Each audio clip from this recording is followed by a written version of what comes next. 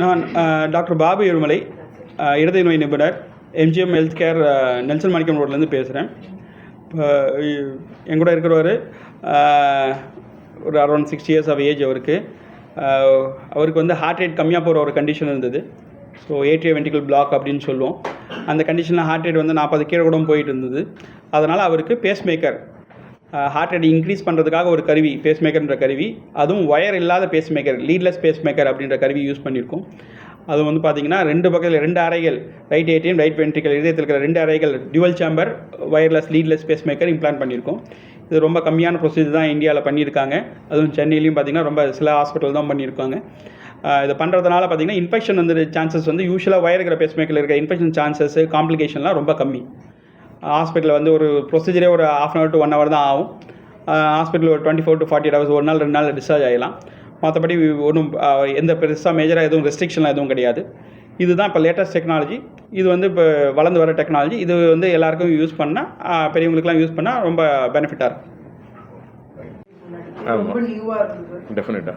இப்போ எப்படி என்ன கான்ஃபிடென்ட் கிடைச்சது உங்களுக்கு இதை பண்ணிக்கலான்ற ஒரு தாட் எப்படி வந்தது? அதாவது நான் எம்ஜிஎம்மில் வந்து இந்த ஹாஸ்பிட்டலில் வந்ததுலேருந்தே நான் இங்கே வந்துட்டு இருக்கேன் ட்ரீட்மெண்ட்டுக்கு. எனக்கு வந்து டாக்டர் பி சிவராஜன் சொல்லி அவர் தான் என்னுடைய ரெகுலர் செக்கப்லாம் அவர்கிட்ட தான் வருவேன்.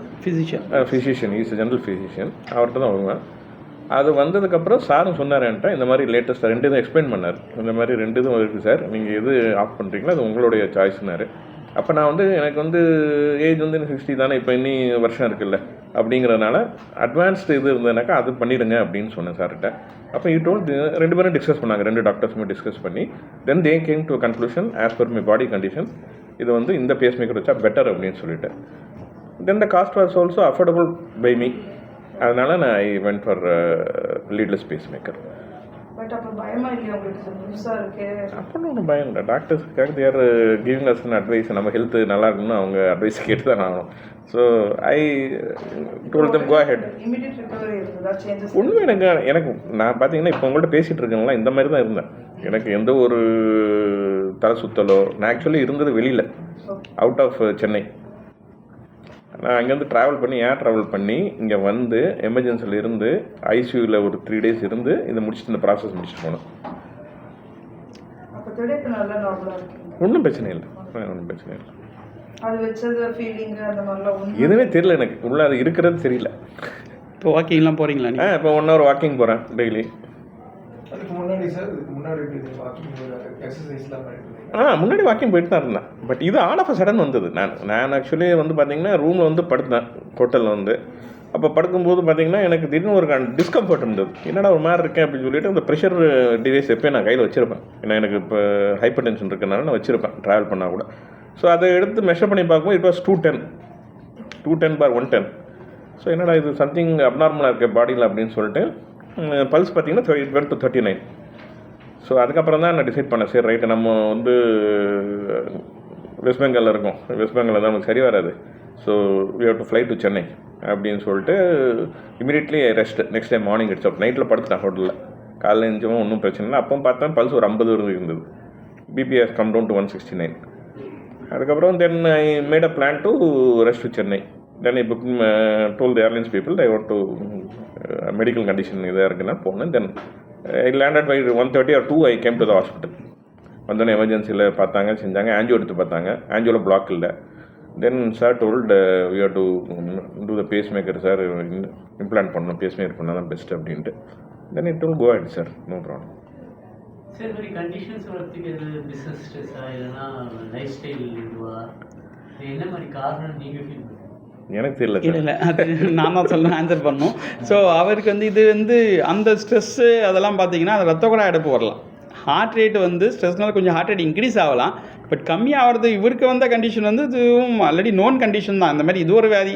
இப்போ ஜுரத்தில், ஃபீவரில், மலேரியா, டைஃபாய்டு, அந்த மாதிரி நிறையா எல்லாருக்கும் ஹார்ட் அட்டாக், மாரடைப்பு நோய் தான் தெரியும். பட் இருதயத்தில் மற்ற வியாதிகள் இருக்குது. இந்த மாதிரி ஹார்ட் ரேட் கம்மியாக போகிறது, இப்போ அடிக்கடி ஹார்ட் ரேட் கம்மியாக போச்சுன்னா அதுவும் இந்த மாதிரி லோவாக போகிறதுக்கு பேஸ் மேக்கர் தான் வைக்கணுன்றது காலகாலமாக இருக்கிறது. ஒரு 30-40 years இருக்குது. அது எந்த மாதிரி பேஸ் மேக்கர் வைக்கணுன்றது தான் இப்போ பண்ணியிருக்கோம். புரிஞ்சுக்கலாம். அதுக்கு வந்து ஸ்ட்ரெஸ்ஸு, அதனால் வந்து ஸ்ட்ரெஸ்னால ஹார்ட் ரேட் இன்க்ரீஸ் ஆகலாம். கம்மியாகிறதுன்றது வந்து கிடையாது. But blood vessel block, sugar, cholesterol, பிபிலாம் மாறலாம். இப்போ இவருக்கு சாருக்கு வந்து பிபி அதிகமாக போச்சுன்னு சொன்னாங்க 210, அது வந்து ஹார்ட் ரேட் கம்மியாக போச்சுன்னா ஆட்டோமேட்டிக்காக நம்ம பாடி ரிஃப்ளெக்ஸாக இன்க்ரீஸ் பண்ணிக்கும் பிபி. ஸோ தட் அந்த blood flow மெயின்டைன் பண்ணணும். போதுமான அளவு பம்ப் தான் பண்ணல, பட் அந்த ப்ரெஷரோட போனால் அட்லீஸ்ட் மற்ற இடத்துக்கு சப்ளை ஆகணும். அந்த இயற்கையாக அது எப்பயுமே ஹார்ட் ரேட் கம்மியாக போச்சுன்னா பிபி நார்மலாக கொஞ்சம் இன்க்ரீஸ் ஆகும். அதனால் அவர்களால் கண்டுபிடிக்க முடிச்சு. இந்த மாதிரி கண்டிஷன் எவ்வளோ பேர் இருக்காங்க? இல்லை, ஹார்ட் ரேட் கம்மியாக போகிறவங்க நிறைய கண்டிஷனில் வரலாம். இப்போ இவருக்கு வந்தது மேபி ஒரு லட்சத்தில் ஒரு 5-20 பேர் வரைக்கும் அந்த மாதிரி இருக்கலாம். பட் அது நிறைய விஷயங்களால் இருக்குது. இப்போ இவருக்கு சொன்னது செகண்ட் டிகிரி தான். தேர்ட் டிகிரின்னா இன்னும் டோட்டலாகவே ஹார்ட் ரேட் வந்து 30-40 தான் இருக்கும். அந்த மாதிரியும் போயிடுவாங்க. சடனாக வரலாம். சிலவங்களுக்கு கொஞ்சம் இன்டர்மீடியட் வாங்க. சில டைம் அப்படி கம்மியாக போகும், மறுபடியும் இம்ப்ரூவ் ஆகலாம். அது மாறிக்கிட்டே போகலாம். புரியுதுங்களா? மோஸ்ட்லி இந்த எந்த ஏஜ் குரூப்பில் இந்த மாதிரி நிறைய ஏஜ் அதிகமாக வரலாம். ஸோ 60+ மேலே அந்த மாதிரி வரலாம். ஏன்னா அது எல்லாமே அந்த இதயத்தில் அந்த உடம்புல வர சேஞ்சஸ் மாதிரி தான். ஏஜ் அட்வான்ஸஸ் எல்லா இதுலேயும் இப்போ முடி கிரே ஆகிற மாதிரி அந்த உள்ள எல்லா இடத்துலையும் கொஞ்சம் சேஞ்சஸ் வரும். அந்த எலக்ட்ரிக்கல் கண்டிஷன், அது நான் சொன்ன மாதிரி கரண்ட் ஒயர் மாதிரி தான் அந்த ஃபைபர்ஸ். அந்த இடத்துல கொஞ்சம் சேஞ்சஸ் வரதுனால ஹார்ட் ரேட் கம்மியாக போகிறதுக்கு வாய்ப்புகள் இருக்குது, ஏஜ் அதிகமான.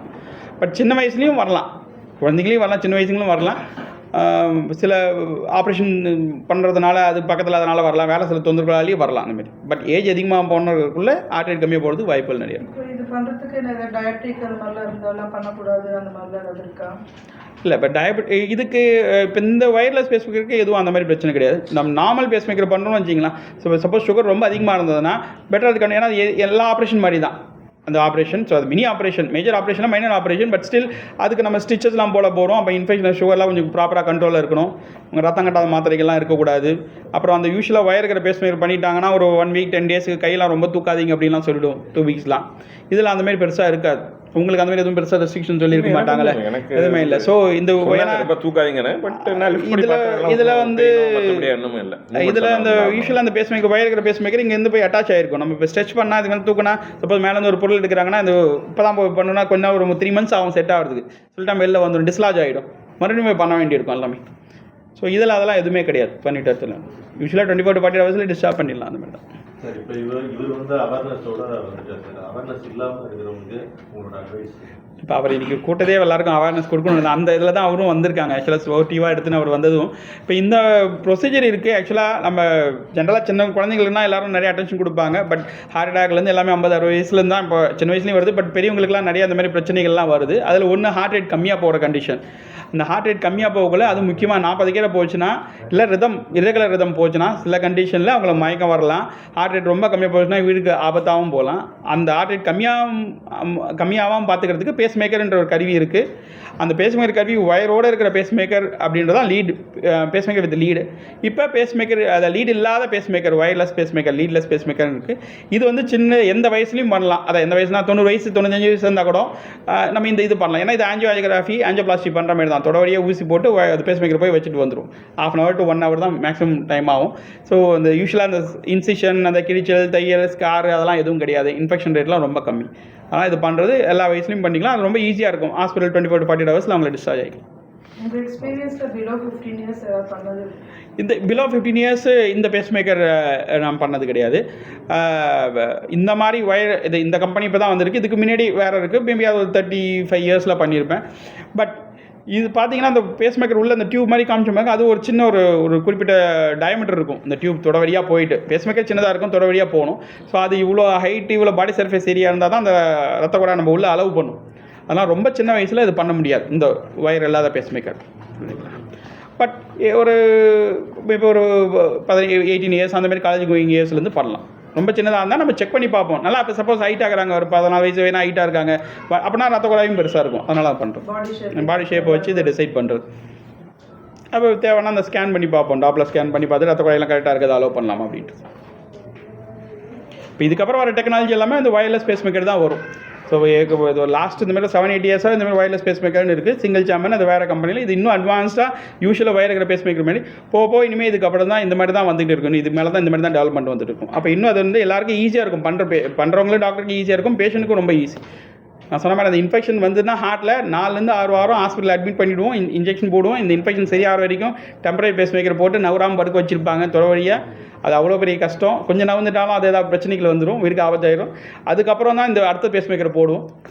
அதுலேயும் சிலவங்களுக்கு இன்ஃபெக்ஷன் ஆகிற மறுபடியும் 2 சைடு இன்ஃபெக்ஷன் ஆகிட்டு அந்த மாதிரி பிரச்சனைகள்லாம் இருக்காங்க, அந்த மாதிரிலாம் இருக்கும்.